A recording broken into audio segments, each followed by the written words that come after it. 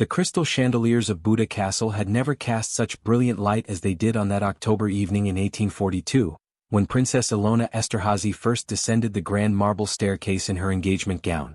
The silk rustled like autumn leaves with each graceful step, and the Hungarian nobles gathered below caught their breath at the sight of their future queen. Her dark hair was woven with pearls that had once adorned Maria Theresa herself, and her emerald eyes sparkled with the confidence of a woman who had never known defeat. Count Laszlo Bathiany, the prime minister's brother, leaned toward his companion and whispered what everyone was thinking. "She will unite our kingdoms not through treaties, but through sheer beauty alone." The Austrian Duke Franz would arrive within the month, and their wedding would seal an alliance that had taken 3 years of delicate negotiations to arrange. Hungary's independence hung in the balance, and this marriage represented hope for a peaceful resolution to decades of tension with Vienna. Princess Ilona moved through the ballroom with the fluid grace of a dancer, accepting congratulations from foreign ambassadors and Hungarian magnates alike. She spoke fluent German with the Austrian delegation, switched to elegant French with the papal envoy, and charmed the Hungarian nobles with her wit in their native tongue. At 22 she embodied everything a royal bride should be: intelligent, accomplished, and devastatingly beautiful. The political marriage had been arranged since her 16th birthday, but those who watched her that night could see she had grown to embrace her destiny with genuine enthusiasm. Her father, Prince Antal Esterhazy, watched from the upper gallery with satisfaction. The Esterhazy fortune was vast, their loyalty to Hungary unquestioned, and their daughter was the perfect offering to secure their nation's future. The dowry negotiations had been completed, the papal dispensation secured, and the wedding preparations were already underway. In 6 weeks, the cathedral bells of Esztergom would ring out across the Danube, announcing Hungary's new chapter. But as the evening wore on, those closest to the princess began to notice something peculiar. Her lady-in-waiting Margit observed that Ilona paused longer than usual at the refreshment table, flexing her fingers as if they had grown stiff from too much embroidery. When asked to dance the traditional czardash, she declined with a laugh, claiming her new shoes pinched terribly. By midnight, she had excused herself early, something entirely unlike the princess who usually danced until dawn. Dr. Joseph Semmelweis, the court physician visiting from Vienna, happened to be among the guests that evening. As a man of science, he noticed details others missed: the way the princess favored her left hand when lifting her wine glass, the almost imperceptible tremor in her right leg as she curtsied to the papal nuncio. When she stumbled slightly while climbing the stairs, catching herself on the banister with what appeared to be genuine alarm rather than mere clumsiness, he made a mental note to inquire about her health. The next morning brought the first whispers. Princess Ilona's breakfast remained untouched outside her chambers. Her morning ride through the palace gardens was cancelled without explanation. When her music teacher arrived for her daily piano lesson, he was turned away by servants who claimed the princess was indisposed. By afternoon, even the kitchen staff were murmuring about the untouched meals being returned to the kitchens. Margit, who had served the princess since childhood, found her mistress standing at the window of her private chambers, staring out at the Danube with an expression of profound confusion. "My fingers feel as though they're made of wood," Ilona confided, holding up her hands. "I cannot play the piano properly. The keys feel so heavy beneath my touch." She attempted to demonstrate a simple melody she had mastered years ago, but her once nimble fingers moved clumsily across the keys, producing a discordant sound that made both women wince. The princess's personal physician, Dr. Kovacs, was summoned immediately. He was an elderly Hungarian who had served the Esterhazy family for 30 years, delivering Ilona herself and treating every childhood ailment with gentle wisdom. His examination revealed nothing alarming: no fever, no obvious swelling, no signs of injury or infection. Yet something indefinable had changed. The princess's grip strength had noticeably weakened, and she complained of strange sensations, as if her limbs were falling asleep even when she moved them constantly. "Perhaps too much excitement about the wedding," Dr. Kovacs suggested diplomatically.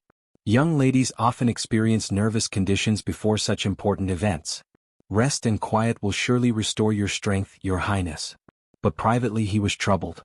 In 3 decades of practice, he had never encountered anything quite like these symptoms. As the October days grew shorter, so did the princess's public appearances. The weekly audiences with Hungarian petitioners were postponed indefinitely.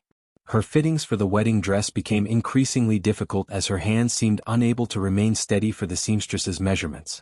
Most concerning of all, her famous smile began to appear forced, as if maintaining the expression required tremendous effort.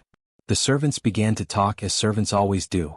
Some blamed the stress of the political marriage, whispering that the princess was making herself ill with worry about leaving Hungary for Austria. Others recalled old stories about the Esterházy family, tales of mysterious illnesses that had struck previous generations, always seeming to coincide with moments of great political importance. A few of the older kitchen maids crossed themselves when they thought no one was looking, remembering their grandmother's stories about curses that could strike down the powerful when they reached too far above their station. But Princess Ilona herself began to suspect something far more sinister than nerves or family curses. Late at night, when sleep eluded her increasingly weakened body, she lay in her four-poster bed wondering if someone with access to her food, her chambers, her most private moments, might have reasons for wanting this wedding never to take place. The thought terrified her more than any supernatural curse ever could, because unlike ghosts and family legends, human enemies could be fought, if only she could discover who they were before her body failed her completely. The first chapter of her ordeal was ending, but Princess Ilona Esterházy could sense that far worse revelations lay ahead in the shadows of Buda Castle. The morning sun filtered through the tall windows of Princess Ilona's private chambers, but for the first time in her 22 years she could not rise to greet it. Her legs, which had carried her through countless court dances and royal processions, now felt as heavy as lead beneath the silk coverlets. When she attempted to swing them over the side of her bed as she had done every morning of her adult life, they responded sluggishly, as if they belonged to someone else entirely. Margit found her mistress still in bed at 9 o'clock, staring at her hands with an expression of bewildered horror. The princess's fingers, once elegant and sure, were curled into unnatural positions that she seemed unable to straighten completely. "Help me stand," Ilona whispered, extending her arms toward her lady-in-waiting.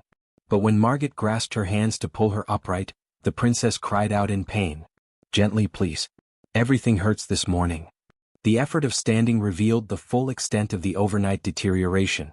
Princess Ilona's legs trembled beneath her own weight, and she was forced to lean heavily against the bedpost to remain upright. Her usual morning routine, washing her face, brushing her teeth, selecting her gown for the day, became an ordeal that took nearly 2 hours with Margit's constant assistance. Most alarming of all, her voice had developed a slight slur, as if her tongue had grown too thick for her mouth. Dr. Kovacs was summoned again, this time with greater urgency. He arrived to find the princess seated in her favorite chair, unable to hold a teacup steady enough to drink without assistance. His gentle probing revealed that the weakness had spread overnight from her hands and feet toward the center of her body. Her reflexes, tested with a small silver hammer, were dramatically reduced. When he asked her to grip his fingers, the pressure was so weak he could easily pull free. "Your Highness," he said carefully, "have you eaten anything unusual in recent days? Perhaps tried a new remedy or tonic?" The princess shook her head, though the movement seemed to require considerable effort. She had eaten only the foods prepared by the castle's trusted kitchen staff, the same meals she had enjoyed for years. Her daily routine had not changed except for the addition of wedding preparations, which had actually been quite pleasant rather than stressful. The doctor's questions grew more pointed. Had she been bitten by any insects? Exposed to any sick animals? Traveled to any regions where unusual diseases might be contracted? Again, the princess could provide no helpful information. She had remained within the familiar confines of Buda Castle and its immediate grounds for the past month, seeing only her usual companions and servants. By afternoon, Prince Antal could no longer ignore the gravity of his daughter's condition. The Austrian delegation was due to arrive within 3 weeks, and Princess Ilona was clearly in no condition to receive them, let alone participate in the elaborate ceremonies that had been planned. He summoned his most trusted advisors to a private meeting in his study, where the conversation quickly turned to damage control. "We must delay the Duke's arrival," suggested Count Bathiany. "A few weeks of postponement while the princess recovers from a minor illness will hardly scandal anyone." But the prince knew that minor illness was no longer an accurate description of his daughter's condition. The morning's consultation with Dr. Kovacs had revealed symptoms that were accelerating rather than improving. Meanwhile, in the servants' quarters below, speculation ran wild. The castle's cook, Eva, mentioned that she had noticed the princess eating very little at recent meals, often leaving her plate barely touched. The head housemaid reported that Princess Ilona had been requesting unusual amounts of water, as if she suffered from constant thirst. Most disturbing of all, her personal maid had observed that the princess's hair was coming out in small clumps when brushed, something that had never happened before. Margit, bound by loyalty but increasingly frightened, began to keep a careful record of her mistress's symptoms. Each morning brought new deterioration. The princess's handwriting, once elegant and flowing, had become shaky and illegible. Her speech, though still intelligible, required visible effort to produce clearly. Most heartbreaking of all, tears would often stream down her cheeks for no apparent reason, as if her body's emotional responses were no longer under her conscious control. The princess herself was beginning to connect these physical changes with specific moments and locations within the castle. She noticed that her symptoms seemed slightly worse after meals taken in the formal dining room, but remained stable when she ate simple foods in her private chambers. The weakness was always most pronounced in the morning, as if something accumulated in her system overnight. These observations filled her with a growing sense of dread that went beyond concern for her wedding plans. Dr. Kovacs, meanwhile, had begun consulting his medical texts with increasing desperation.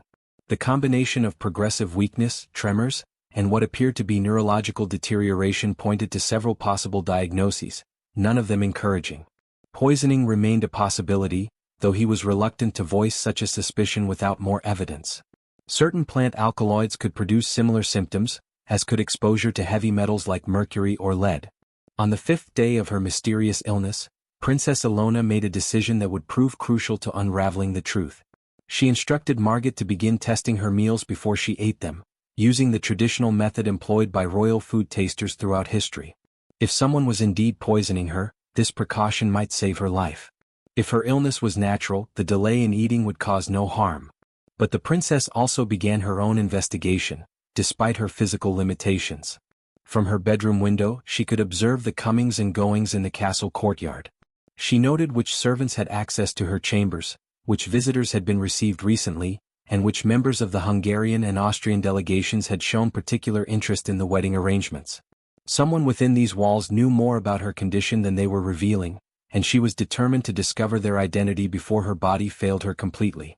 The chapter of denial and hope was ending.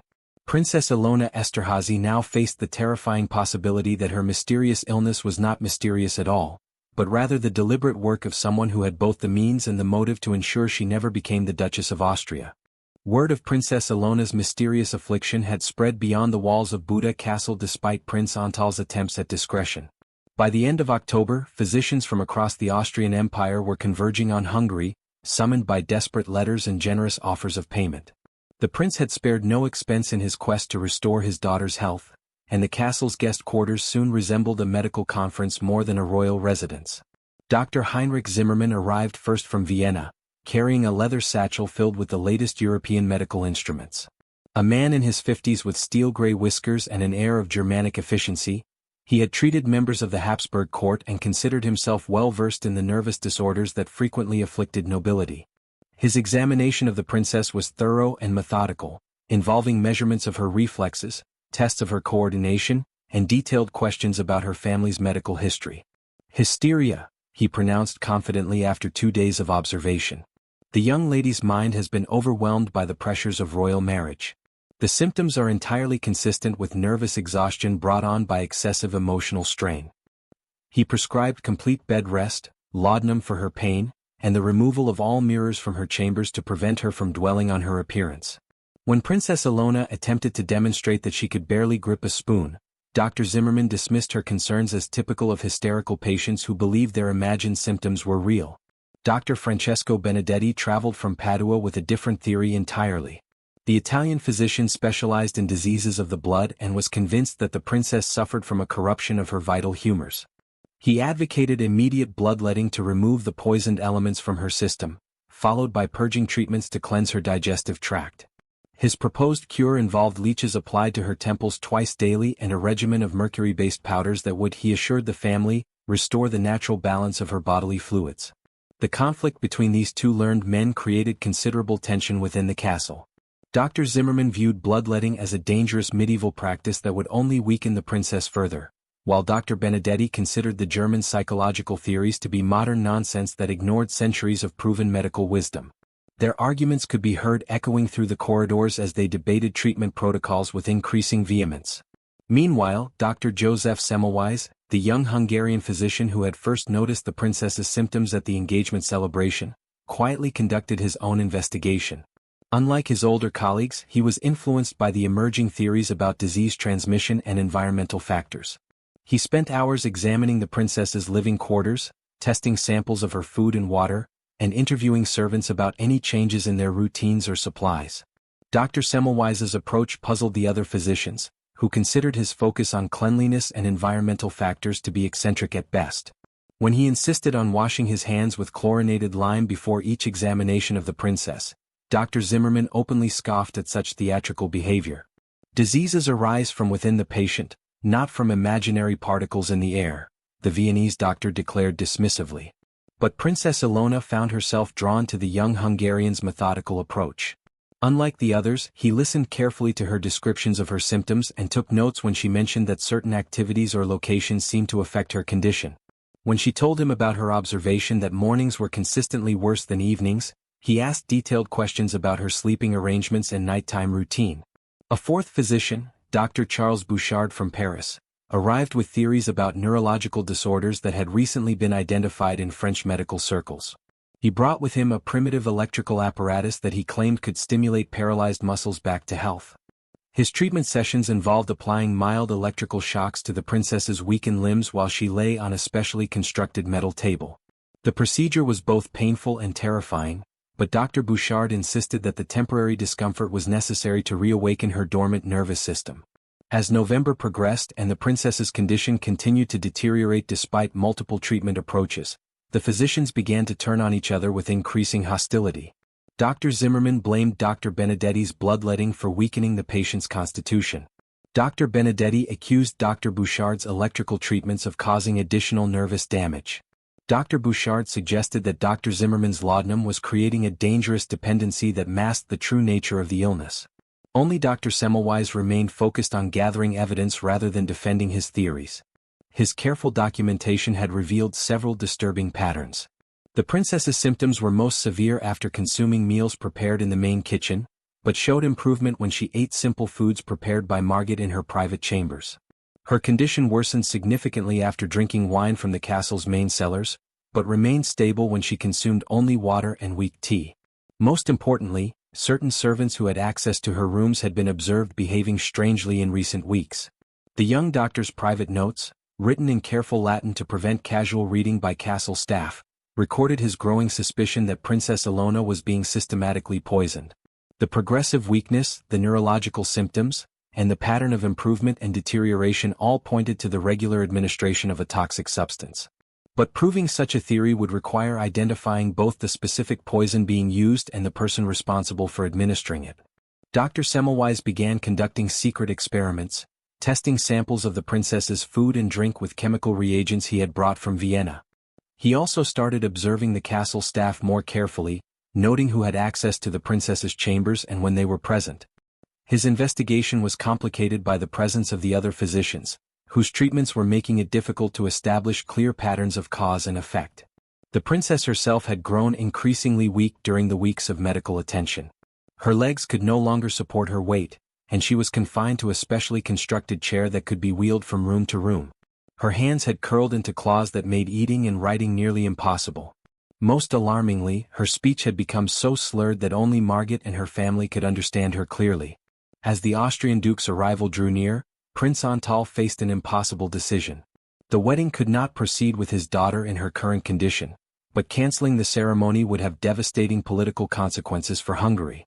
The alliance with Austria hung in the balance, and the prince knew that other European powers were watching closely to see if this marriage of convenience would succeed or fail.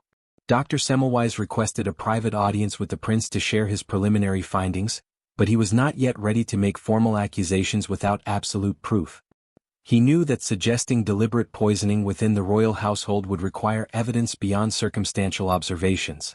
The wrong accusation could result in his own imprisonment or worse, while the right accusation might save the princess's life and preserve Hungary's future.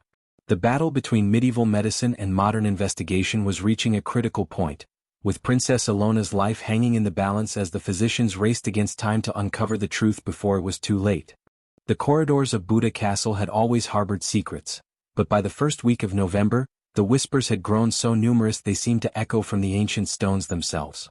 Princess Ilona, now confined to her wheelchair and barely able to speak above a whisper, had become an unwitting observer of the intricate web of court politics that her illness had set into motion. From her position by the tall windows of her chambers, she could see the comings and goings of visitors whose presence had never been necessary before her affliction began. Count Victor Apponii had been among the most frequent visitors, arriving each morning with reports of the wedding preparations that everyone knew could no longer proceed as planned. But Princess Ilona had begun to notice that his visits coincided suspiciously with her worst episodes of weakness. The Count, a distant cousin of the Esterházy family, stood to inherit significant estates if the Austrian marriage alliance failed and the family's political position collapsed. His expressions of concern seemed genuine enough, but there was something calculating in his pale blue eyes when he thought no one was watching. Even more troubling was the behavior of Baron Gino Rakoczy, the Hungarian diplomat who had originally negotiated the marriage treaty with the Austrian court. The Baron had been pressuring Prince Antal to proceed with the wedding ceremony regardless of the princess's condition, suggesting that the Duke could marry her in a private ceremony and consummate the union later when her health improved. His insistence struck Ilona as callous at best, and potentially sinister at worst. A marriage that could not be consummated would be grounds for annulment, effectively destroying the alliance while appearing to honor the original agreement. The servants, too, had begun behaving strangely around their ailing mistress. Peter, the young footman who had served the princess's meals for over a year, now seemed nervous and distracted when entering her chambers. He no longer met her eyes directly and often spilled wine or dropped serving dishes in his apparent anxiety. When questioned gently by Margit about his clumsiness, he blamed the stress of the castle's unusual atmosphere, but his explanation seemed rehearsed rather than spontaneous. More suspicious still was the conduct of Esther, the head cook's assistant, who had recently begun volunteering for duties that had never interested her before. She had started personally preparing the princess's herbal teas and morning broths, claiming that she wanted to ensure the quality was suitable for someone in delicate health. But Princess Ilona remembered that Esther's brother had been dismissed from his position in the castle stables several months earlier for stealing, and the family had publicly blamed the Esterházy household for their financial difficulties. Dr. Semmelweis had shared some of his observations with Princess Ilona during one of his private examinations, speaking in low Latin phrases that he hoped would be unintelligible to any eavesdroppers. His chemical tests had detected traces of metallic compounds in several samples of the princess's food, though he had not yet identified the specific substance involved. More importantly, he had observed that certain individuals seemed to show unusual interest in the princess's daily schedule and eating habits. The political implications of the princess's illness had begun to extend far beyond the castle walls.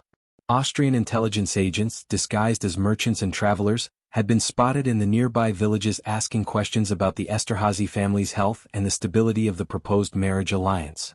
French diplomats, eager to prevent any strengthening of Austrian influence in Hungary, had made subtle offers of alternative political arrangements that would not require the princess to marry outside her homeland. Most disturbing of all were the reports from Margit about conversations she had overheard among the castle staff. Several servants had been heard discussing what would happen to their positions if the princess died and the family's political influence collapsed. Some spoke with apparent resignation about seeking employment elsewhere, but others seemed almost excited by the prospect of change. A few had even speculated openly about whether the princess's illness might be a divine judgment against the family's collaboration with Austrian interests. Princess Ilona's own investigation, conducted from her wheelchair and through carefully worded questions to her most trusted servants, had revealed additional disturbing patterns. She had learned that several of the castle suppliers had recently changed their usual deliveries, bringing new varieties of wine, different sources of grain, and exotic spices that had not been used in the kitchens before. These changes had been authorized by the head steward, Ferenc Székely, who claimed they were necessary improvements for the wedding feast preparations. But when the princess asked to review the purchasing records, Székely had claimed that the documents were being organized for the wedding accounts and were not currently available. His evasive behavior was entirely unlike the meticulous man who had managed the castle's domestic affairs for 15 years. The princess began to suspect that Székely might be taking payments from someone who wanted to ensure that certain substances found their way into the castle's food supply.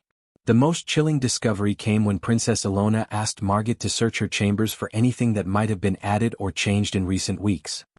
Hidden behind a loose stone in the fireplace, they found a small glass vial containing a yellowish powder that neither woman recognized. The vial was unmarked and had clearly been placed there deliberately, perhaps as evidence to be discovered later or as a reserve supply of whatever substance was being used against the princess. Dr. Semmelweis, when shown the vial in secret, carefully tested a tiny amount of the powder with his chemical reagents. His face grew pale as the solution turned the characteristic colors that indicated the presence of arsenic compounds. The discovery confirmed his worst suspicions and provided the evidence he needed to make formal accusations. But it also raised terrifying questions about how long the poisoning had been occurring and whether the princess could survive long enough for the perpetrator to be identified and stopped.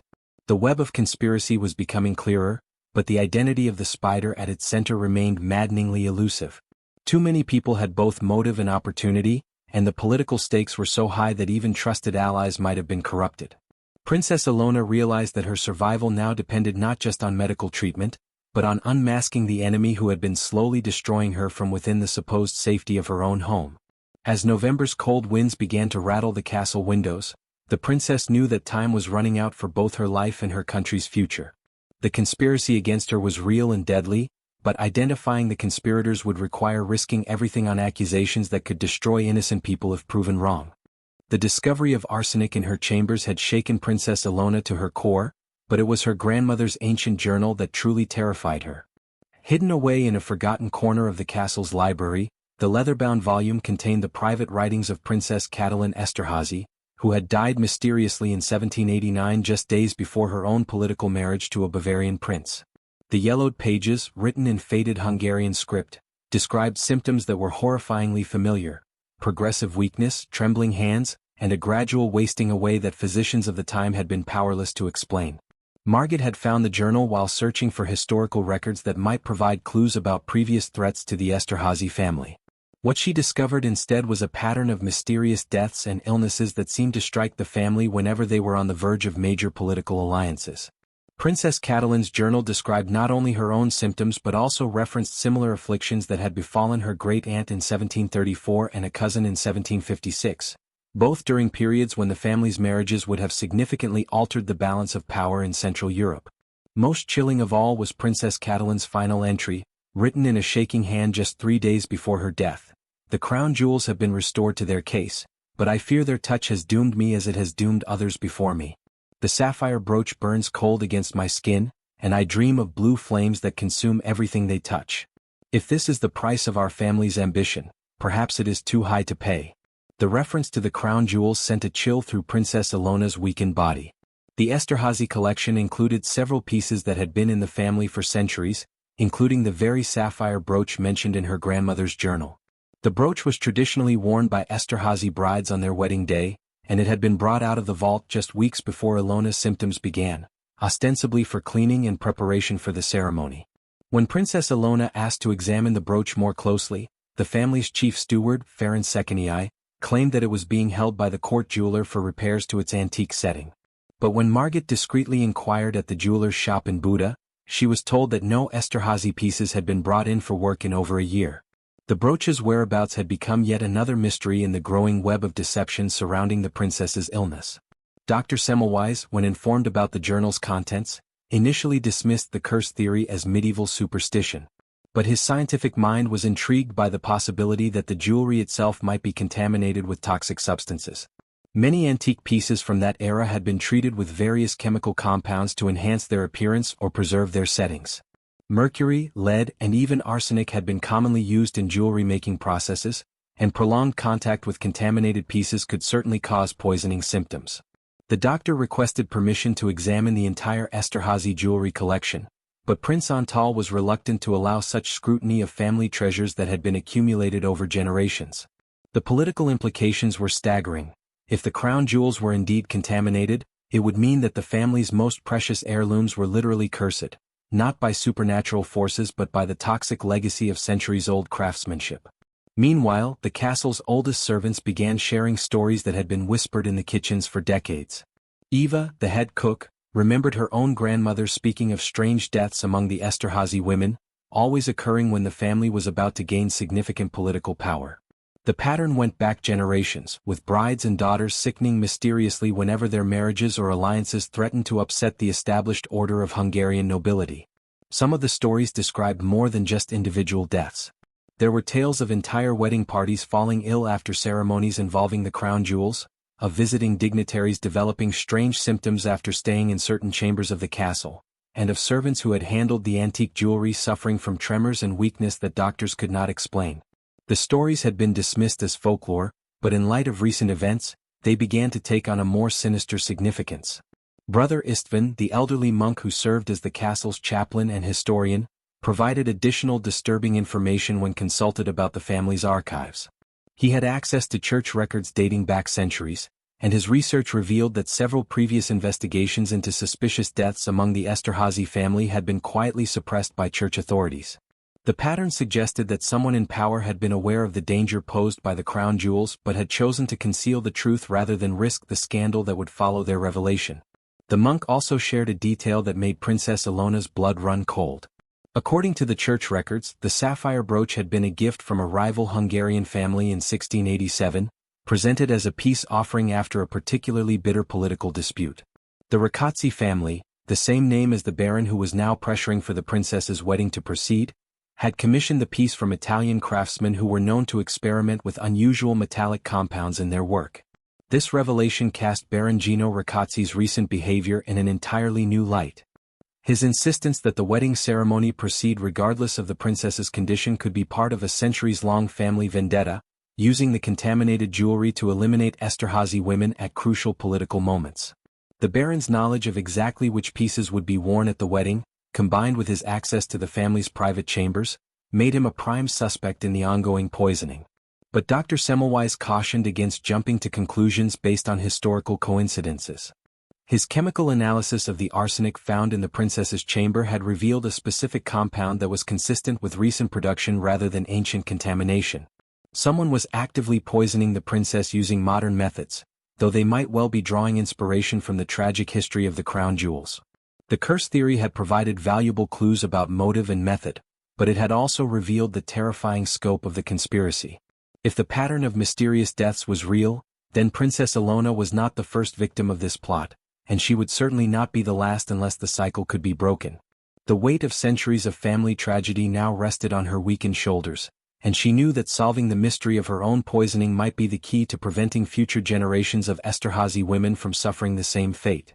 As November's darkness deepened around Buda Castle, Princess Ilona faced the horrible possibility that her family's greatest treasures were also their deadliest curse, and that someone with intimate knowledge of that history was using it to destroy both her life and Hungary's political future.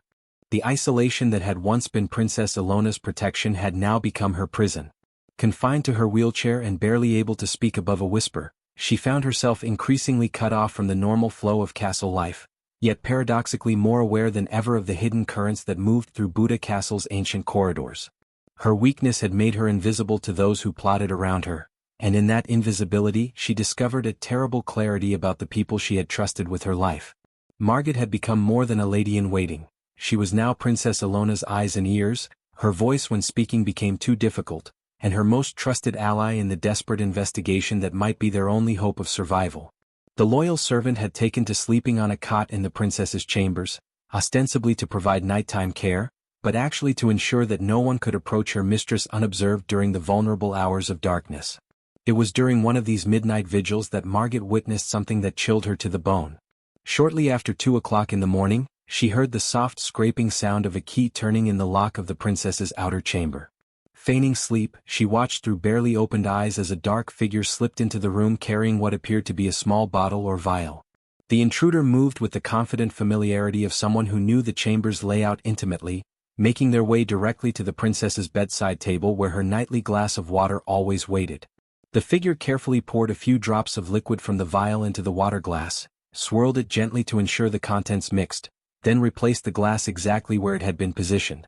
Only when the intruder turned toward the door did Margit catch a glimpse of their profile in the moonlight streaming through the tall windows.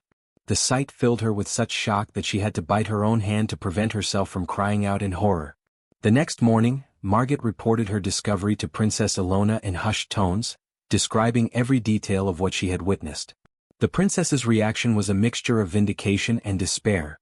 Vindication that her suspicions of deliberate poisoning had been confirmed, and despair at the identity of the person responsible.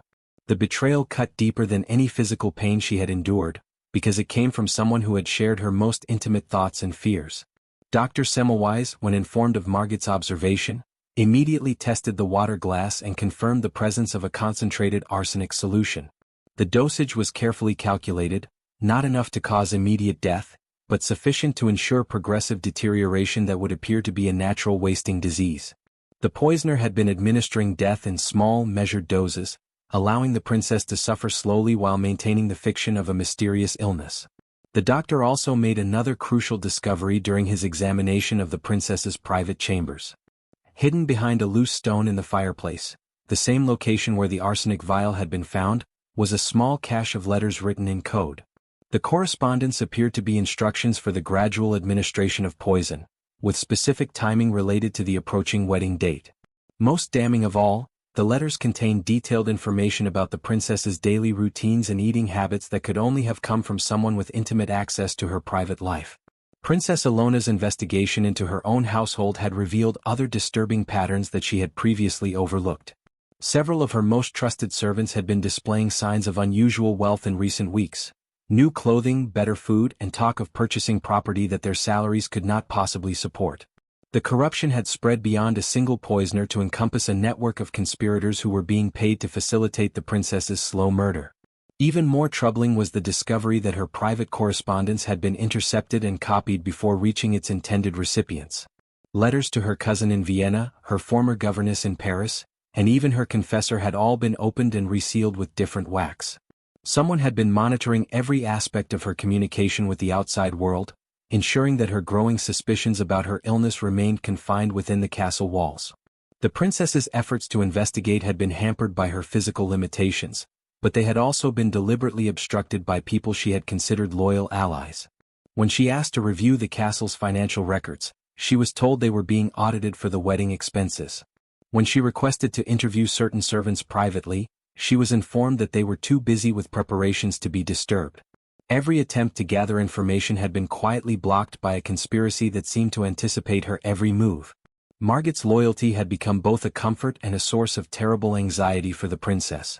If the servants' discoveries became known to the conspirators, her life would certainly be in danger as well.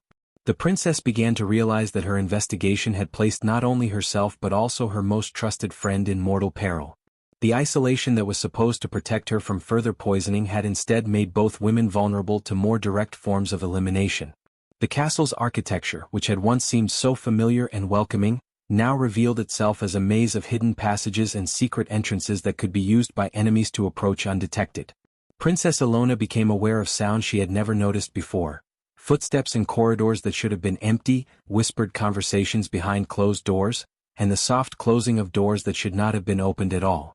Her confinement to the wheelchair had also given her an unexpected perspective on the castle's daily routines. From her position by the windows, she could observe the patterns of movement in the courtyards below, noting which servants went where and when. She had begun to identify irregularities in these patterns that coincided with her worst episodes of illness, suggesting that the poisoning was being coordinated with mathematical precision. Most heartbreaking of all was the princess's growing realization that her illness had been planned for months, possibly even years. The timing was too perfect, the methods too sophisticated, and the knowledge of her habits too detailed for this to be a spontaneous conspiracy. Someone had been watching her, studying her, and preparing for this moment when her political marriage would either secure Hungary's future or be prevented by her convenient death. As the November nights grew longer and colder, Princess Ilona faced the terrifying knowledge that she was trapped within her own home by people who smiled at her during the day and poisoned her during the night. The walls that had once protected her now concealed her enemies, and every shadow might hide another attempt on her life. Her investigation had revealed the scope of the conspiracy, but it had also shown her how thoroughly she was surrounded by betrayal and how little time remained to expose the truth before it was too late. The thundering hoofbeats that announced Duke Franz von Habsburg's arrival at Buda Castle on November 15 seemed to echo the princess's own racing heartbeat as she watched from her chamber window. Despite all attempts to delay his visit, the Austrian nobleman had arrived precisely on schedule, accompanied by a retinue of 50 courtiers, guards, and servants who filled the castle's courtyards with the pageantry of imperial power. Princess Ilona, now so weak she could barely hold her head upright, knew that this moment would determine not only her personal fate but the future of Hungary itself. Duke Franz was a man of 35 years, tall and imposing with the characteristic Habsburg jaw and pale blue eyes that seemed to catalogue everything they observed. His reputation preceded him as a shrewd political strategist who had successfully negotiated several delicate marriage alliances across Europe. Unlike many arranged marriages of the era, this union had been his own suggestion, proposed as a solution to the growing tensions between Austrian imperial interests and Hungarian independence movements. Prince Antal met his future son-in-law in the castle's grand hall, where the formal ceremonies of welcome proceeded with all the traditional pomp despite the underlying atmosphere of crisis. The Duke's first inquiries, delivered with diplomatic courtesy but unmistakable concern, focused immediately on his bride's health and the rumors that had reached Vienna about her mysterious illness. His questions were precise and searching, revealing that Austrian intelligence had been gathering detailed information about the princess's condition for weeks. "Your Highness," the Duke addressed Prince Antal with careful formality, "I have brought with me Dr. Andreas Metternich, physician to the imperial court, who has experience with rare nervous disorders that sometimes afflict noble families. Perhaps a fresh perspective might prove beneficial?" The suggestion was diplomatically phrased, but the underlying message was clear. The Austrians were not satisfied with the medical care the princess had been receiving and intended to take control of the situation. Dr. Metternich's examination of Princess Ilona revealed the full extent of her deterioration to the Austrian delegation for the first time. The Duke's face grew increasingly grave as he observed his intended bride's condition. Her skeletal thinness, her inability to speak clearly, and the obvious paralysis that had claimed most of her limbs. When she attempted to greet him with the formal courtesy due to her future husband, her words were so slurred that only Margit could translate them into comprehensible speech. The political implications became immediately apparent during the private conference that followed the Duke's visit to the princess's chambers. The Austrian delegation made it clear that the marriage could not proceed with the bride in her current condition, not only for obvious practical reasons but because any children born to such a union might be considered illegitimate if questions arose about the princess's mental competency at the time of the ceremony. Baron Gino Riccazzi, who had been conspicuously absent during the Duke's arrival, suddenly reappeared with a proposal that struck everyone as both desperate and suspicious. He suggested that the wedding ceremony could be conducted with Princess Ilona represented by proxy, allowing the political alliance to be formalized while postponing the physical aspects of the marriage until her health improved. The suggestion was met with icy silence from the Austrian delegation, who clearly viewed such an arrangement as either insulting or evidence of deliberate deception. Duke Franz's response was diplomatically worded but devastating in its implications. "I fear that our Habsburg family has experienced sufficient difficulties with marriage alliances that appear to have been entered into under false pretenses. If the princess is indeed suffering from a hereditary condition that affects her mind or her ability to bear healthy children, this information should have been shared before negotiations reached their current advanced stage." The accusation of deliberate concealment sent shockwaves through the Hungarian delegation. Prince Antal's attempts to explain that the illness had appeared suddenly and without warning were met with polite skepticism from men who had seen similar convenient afflictions arise in other political marriages when one party sought to withdraw from their commitments. The Austrians clearly suspected that the princess's illness was either feigned or deliberately induced to avoid an unwelcome alliance. Dr. Metternich's private report to the Duke, which Princess Ilona learned about through Margit's careful eavesdropping, contained observations that were both medically astute and politically explosive. The Austrian physician had detected signs of metallic poisoning that were consistent with deliberate administration rather than natural disease. His recommendation was that the marriage negotiations be suspended pending a thorough investigation into the circumstances surrounding the princess's illness. The Duke's reaction to this medical assessment revealed the sophisticated nature of Austrian intelligence gathering. He informed Prince Antal that Vienna had been aware of rumors about previous mysterious deaths in the Esterházy family and had initially dismissed them as Hungarian superstition. However, the timing of Princess Ilona's illness, combined with the medical evidence of poisoning, suggested that someone was deliberately sabotaging the marriage alliance for political reasons.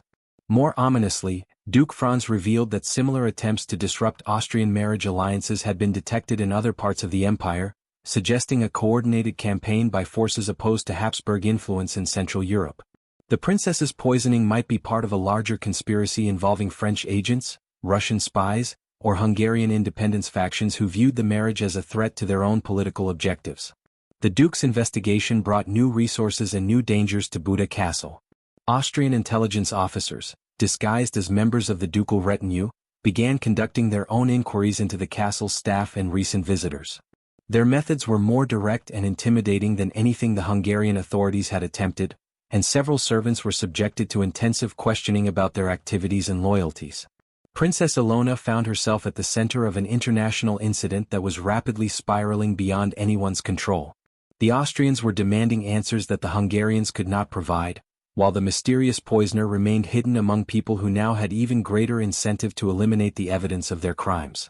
The Duke's arrival had been intended to resolve the crisis, but instead it had raised the stakes to a level where failure would mean not just personal tragedy but potential warfare between neighboring powers. As negotiations continued behind closed doors, Princess Ilona realized that her survival had become secondary to the larger political game being played around her. The Duke might withdraw his offer of marriage to avoid the scandal, leaving Hungary vulnerable to Austrian retaliation. Alternatively, he might demand that the wedding proceed regardless of her condition, essentially purchasing a corpse to secure his political objectives.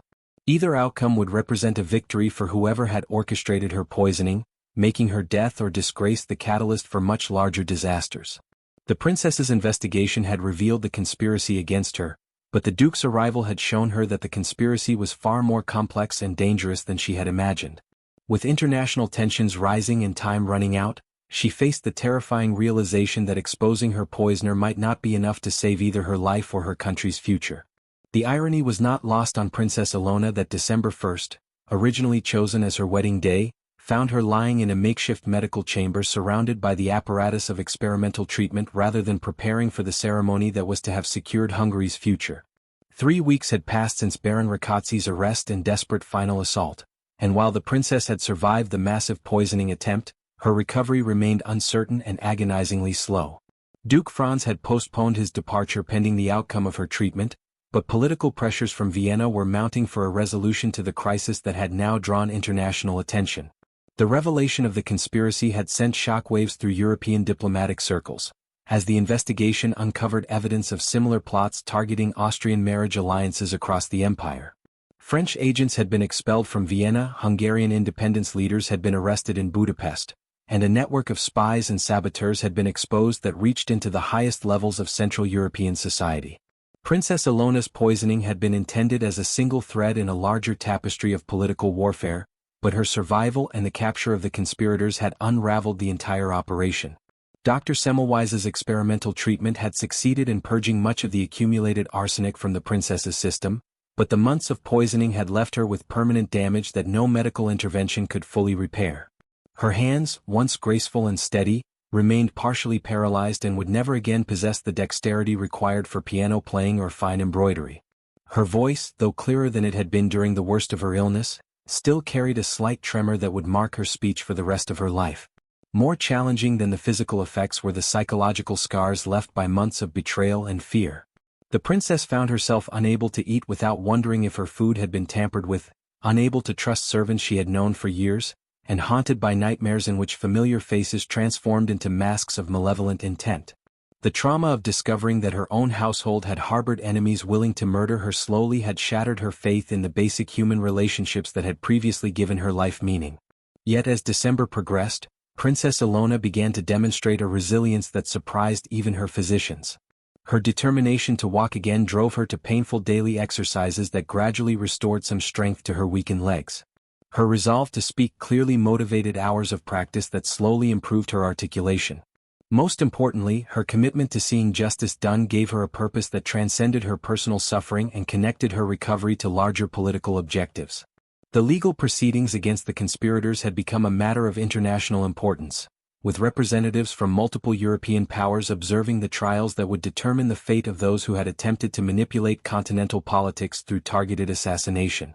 Baron Rakoczi, facing charges of treason, attempted murder, and conspiracy against the crown, maintained his silence despite extensive interrogation. His refusal to reveal the full extent of the network or identify his foreign contacts frustrated investigators who suspected that many conspirators remained at large. Ferenc Székely, the head steward whose cooperation had helped expose the plot, received a reduced sentence in exchange for his testimony, but his detailed confession revealed the sophisticated nature of the conspiracy that had targeted not only Princess Ilona but potentially dozens of other political marriages across Europe. The gold used to purchase the loyalty of castle servants had been minted in France, the poison had been manufactured in laboratories connected to anti-Austrian factions, and the coordination of the effort suggested resources and planning that could only have come from state-level actors. Duke Franz, meanwhile, faced his own difficult decisions about how to proceed with the marriage alliance that had been the target of such elaborate sabotage. The princess's survival and gradual recovery had made a wedding technically possible, but the political landscape had been fundamentally altered by the exposure of the conspiracy. Public opinion in both Austria and Hungary had been inflamed by revelations about foreign interference in their domestic affairs, creating pressure for responses that might escalate beyond diplomatic protests. The Duke's private conversations with Princess Ilona during her recovery had revealed a woman transformed by her ordeal into someone far more politically sophisticated than the charming but naive bride he had originally expected to marry. Her insights into the conspiracy and her analysis of its implications for European stability had impressed him as much as her courage in surviving the assassination attempt. The political marriage was evolving into something that might actually become a genuine partnership based on mutual respect and shared objectives. But the question remained whether Princess Ilona was physically capable of fulfilling the duties expected of a duchess, particularly the crucial requirement of producing heirs to continue the Habsburg line. The arsenic poisoning had affected her entire system, and while Dr. Semmelweis was cautiously optimistic about her continued recovery, he could not guarantee that she would be able to bear children. This uncertainty created additional political complications, as a marriage that could not produce legitimate offspring would fail to achieve its primary diplomatic purpose. The princess herself had grown increasingly determined that the wedding should proceed, not because she had developed romantic feelings for the Duke, but because she understood that allowing the conspiracy to achieve its ultimate goal would represent a victory for forces that threatened the stability of Central Europe. Her suffering would be meaningless if it resulted in the collapse of the alliance that so many people had worked to prevent. As Christmas approached, negotiations resumed between the Austrian and Hungarian delegations about the terms under which the marriage might proceed. The discussions were complicated by the need to address questions about the princess's health, the political implications of the conspiracy, and the security arrangements that would be necessary to protect future diplomatic marriages from similar attacks. The original treaty required extensive modification to account for circumstances that no one had anticipated when the agreement was first drafted. Princess Ilona's gradual return to public appearances shocked those who remembered her previous vitality but inspired others who saw in her survival a symbol of Hungarian resilience. In the face of foreign manipulation. Her first public statement since the poisoning, delivered in a voice that still trembled but carried unmistakable determination, declared her intention to proceed with the marriage as both a personal choice and a patriotic duty. The announcement that the wedding would take place on December 28, despite all the obstacles and uncertainties, represented a triumph of political will over the forces of chaos that had sought to destroy the alliance through murder and subterfuge. But as the date approached, everyone involved understood that this would be unlike any royal wedding in European history, a ceremony born from suffering, shaped by conspiracy, and shadowed by the knowledge that love had been replaced by duty as the foundation for a union that might determine the fate of nations. The bells of Esztergom Cathedral rang out across the frozen Danube on December 28, 1842, but their joyous peals could not entirely mask the somber undertones of a wedding that had been born from conspiracy and survived through sheer determination. Princess Ilona, supported by a specially designed walking frame hidden beneath her elaborate gown, moved down the cathedral aisle with painful deliberation, each step a visible testament to her triumph over those who had sought to ensure she would never take this walk at all. The assembled nobility of Hungary and Austria watched in respectful silence as a bride who had literally risen from her deathbed fulfilled a promise that had nearly cost her everything. Duke Franz waited at the altar with an expression that combined diplomatic duty with genuine admiration for the courage of the woman he was about to marry. The months of crisis had transformed their arranged marriage into something approaching a true partnership, built not on romantic love but on mutual respect forged in the crucible of shared adversity. He had seen Princess Ilona at her weakest and most vulnerable, yet also witnessed her demonstrate a strength of character that many men twice her age had never possessed. The ceremony itself was both magnificent and haunting, conducted with all the traditional pageantry of royal weddings but shadowed by the knowledge of how close it had come to never taking place. Princess Ilona's voice, though still affected by the permanent damage from her poisoning, carried clearly through the vast cathedral as she spoke her vows with a conviction that surprised even those who knew her best. This was not the eager young bride who had been originally intended for this moment, but a woman who had chosen her fate with full understanding of its consequences. The sapphire brooch that had been at the center of so many dark family legends was notably absent from the princess's wedding ensemble, replaced by a simple gold cross that symbolized both her faith and her survival. The ancient crown jewels remained locked away in the family vault, their toxic legacy finally acknowledged and contained. In their place, Duke Franz had commissioned new jewelry from Viennese craftsmen whose methods could be verified and whose materials posed no hidden dangers to future generations of Esterházy brides. Baron Gino Riccazzi was executed 3 days after the wedding, his death serving as both justice for his crimes and a warning to other potential conspirators that attempts to manipulate European politics through assassination would not be tolerated. His final confession, extracted in the hours before his execution, revealed the full scope of the international conspiracy that had targeted not only Princess Ilona but dozens of other political marriages across the continent. French intelligence had been coordinating with Hungarian independence factions and disaffected Austrian nobles to create a network of sabotage that might have reshaped the balance of power in Central Europe. The trials of the other conspirators continued for months, exposing a web of corruption that reached into the highest levels of Hungarian society and revealed the vulnerability of traditional diplomatic arrangements to modern methods of espionage and assassination. Ferenc Székely received a sentence of 20 years imprisonment, while the servants who had been bribed to facilitate the poisoning faced various penalties ranging from exile to execution depending on their level of involvement and cooperation with the investigation.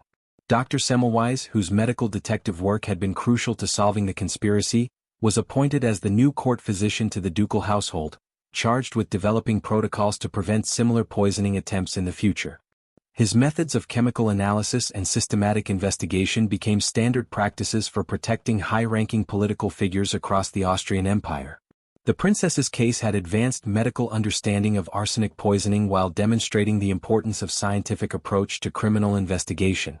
Princess Ilona's recovery continued slowly throughout the first year of her marriage, though she would never regain the full vitality she had possessed before the poisoning. Her hands remained partially paralyzed, requiring her to relearn basic tasks like writing and eating. Her voice retained a slight tremor that made public speaking difficult, forcing her to develop new ways of communicating her thoughts and political opinions. Most challenging of all, the trauma of betrayal by trusted servants left her with a wariness about forming close personal relationships that would affect her for the rest of her life. Yet the Duchess, as she was now known, channeled her experience into becoming one of the most effective political figures of her generation. Her understanding of conspiracy and manipulation, gained through personal suffering, made her invaluable as an advisor to her husband on matters of court intrigue and diplomatic security. Her survival story became a powerful symbol of resistance to foreign interference, inspiring Hungarian patriots while reassuring Austrian allies that their marriage alliances would not be easily disrupted by enemy action. The question of children remained a source of anxiety for the ducal couple and their political supporters, as the princess's ability to bear heirs had been compromised by months of systematic poisoning. Dr. Semmelweis was cautiously optimistic that pregnancy might be possible, but warned that the risks would be significant and the outcomes uncertain. The Duchess faced the possibility that her personal sacrifice might still fail to achieve its political purpose if she could not produce the next generation needed to secure the alliance. The first pregnancy, announced in the spring of 1844, ended in miscarriage during the 4th month, a loss that devastated the Duchess personally and created new political uncertainties about the future of the Habsburg-Esterházy alliance. The second pregnancy, begun in 1845, progressed further but resulted in the birth of a son who lived only 3 days, his small body apparently unable to overcome the toxic legacy of his mother's poisoning. The Duchess's grief was compounded by the knowledge that her personal tragedy had political implications that extended far beyond her private sorrow. But the third pregnancy, carefully monitored by Dr. Semmelweis and supported by the most advanced medical care available in Europe, finally produced a healthy daughter in 1847. Princess Maria Ilona von Habsburg was born with no apparent effects from her mother's previous poisoning, her robust cries announcing the ultimate triumph over the conspiracy that had sought to prevent her very existence. The successful birth proved that the Duchess had not only survived her ordeal but had overcome it completely enough to fulfill her dynastic obligations. The Duchess lived to see her daughter grow into a strong and intelligent young woman who would eventually marry into the Prussian royal family, extending the web of alliances that her mother's sacrifice had made possible. The political marriage that had begun with such trauma evolved into a genuine partnership that lasted until the Duke's death in 1876, 34 years after their wedding day. Throughout those decades, the Duchess never forgot the lessons learned during her months of suffering, and her insights into the nature of political conspiracy made her one of the most trusted advisors to multiple generations of Habsburg rulers. Princess Ilona Esterházy had paid a terrible price to uncover the truth about the forces that sought to manipulate European politics through targeted assassination, but her survival and eventual triumph had exposed and destroyed a network of conspiracy that might otherwise have changed the course of history. Her withered limbs had been restored to enough function to allow her to fulfill her duties, while her strengthened resolve had made her a more formidable political figure than anyone could have anticipated. The curse of the crown jewels had been broken not by supernatural intervention but by human courage, scientific investigation, and the determination to choose duty over safety when the stakes were highest. In her final years, the Duchess often reflected that her poisoning had been intended to make her weak, but had instead revealed a strength she had never known she possessed. The conspiracy that sought to destroy her had ultimately made her stronger, wiser, and more capable of protecting the alliance she had been born to serve. The withered Princess of Hungary had become the formidable Duchess of Austria, and her legacy would endure long after the names of her enemies had been forgotten by history. 25 years after the bells of Esztergom Cathedral had announced her unlikely wedding, Duchess Ilona von Habsburg stood at the window of her study in the Hofburg Palace, watching her daughter Princess Maria prepare for her own departure to Berlin. The sight filled her with a complex mixture of pride and melancholy, as she remembered another young woman who had once prepared for a political marriage with such different expectations and outcomes. The passage of time had silvered her dark hair and deepened the lines around her eyes, but it had also brought a hard-won wisdom that made her one of the most respected figures in European diplomatic circles. The tremor in her hands had never fully disappeared, a permanent reminder of those terrible months when arsenic slowly consumed her body while conspiracy flourished in the shadows of Buda Castle.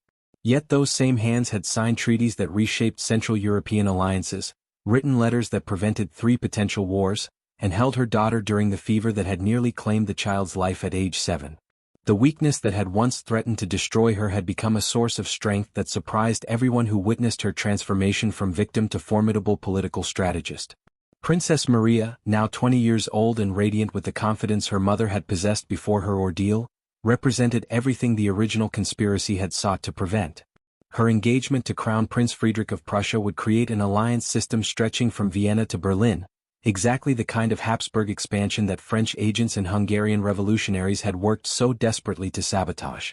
The irony was not lost on Duchess Ilona that her survival had ultimately enabled a far more significant political realignment than her original marriage to Duke Franz had ever promised. The Duchess's influence on European politics had grown steadily throughout the 1850s and 1860s, as her unique understanding of conspiracy and manipulation made her invaluable during the complex negotiations that followed the revolutions of 1848.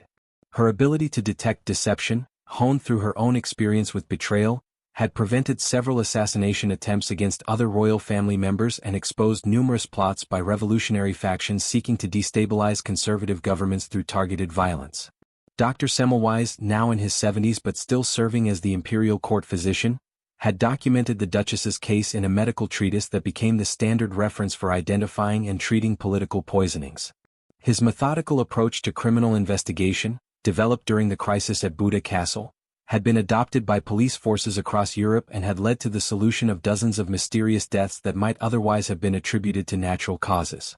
The princess's suffering had advanced both medical science and criminal justice in ways that saved countless other lives. The fate of Hungary itself had been profoundly affected by the exposure of the conspiracy that had targeted Princess Ilona. The revelation that Hungarian independence leaders had collaborated with foreign agents to sabotage their own country's diplomatic agreements had discredited the revolutionary movement and strengthened support for cooperation with Austria. The failed poisoning plot had demonstrated the dangers of extremist nationalism and foreign manipulation, leading to political reforms that gave Hungary greater autonomy within the empire while maintaining the stability that prevented larger conflicts. Baron Rákóczi's execution had marked the end of a network of conspirators that had operated across Europe for nearly a decade, but the Duchess knew that similar threats continued to emerge as political tensions evolved. Her private correspondence with intelligence officials throughout the continent reflected her ongoing concerns about new forms of political warfare that used modern technology and scientific advances to achieve traditional objectives of assassination and destabilization. The Duchess's relationship with Duke Franz had evolved far beyond the political convenience that had originally brought them together. Their shared experience of surviving the conspiracy had created a bond of mutual respect and genuine affection that surprised both of them. The Duke's support during her difficult pregnancies and his patience with her physical limitations had demonstrated a character that went far beyond diplomatic necessity. Their marriage had become a model for other political alliances, showing that arranged unions could develop into genuine partnerships when both parties committed to making them work. As she prepared for her daughter's wedding, Duchess Ilona reflected on the price she had paid for the truth about the forces that sought to manipulate European politics through violence and deception. Her body bore permanent scars from the arsenic that had nearly killed her, her voice still carried the slight tremor that marked her speech, and her hands would never again possess the grace they had once displayed. Yet these physical reminders of her ordeal had become symbols of resilience that inspired others facing their own battles against seemingly impossible odds. The withered Princess of Hungary had become the formidable Duchess of Austria, but more importantly, she had become a guardian against the kind of conspiracy that had once threatened to destroy her. Her survival had exposed the vulnerability of traditional diplomatic arrangements to modern methods of sabotage, leading to security improvements that protected subsequent generations of political figures from similar attacks. As the sun set over Vienna on the eve of her daughter's departure, Duchess Ilona knew that her greatest victory was not her own survival, but the fact that Princess Maria would begin her married life with protections and knowledge that had been purchased with her mother's suffering. The legacy of those terrible months in 1842 would continue to shield future generations from the shadows that had once threatened to consume them all.